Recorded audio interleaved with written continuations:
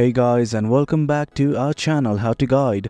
In this tutorial, we're gonna look at how to delete your Linktree account. Now let us begin.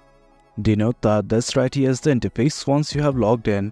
Right now all we're gonna focus on is how to delete our account. Initially what you guys have to do is simply click on your username that you will find at the bottom left.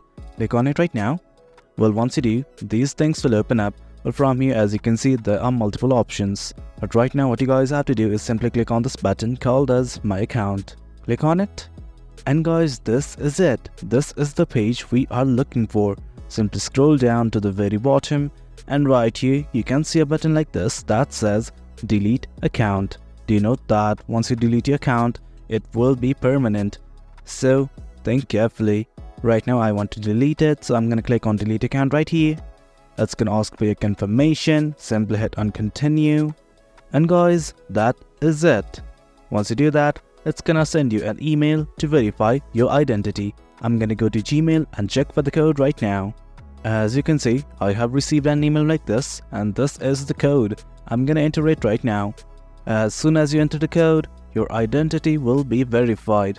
And guys, that is it. As you can see, my account has been deleted.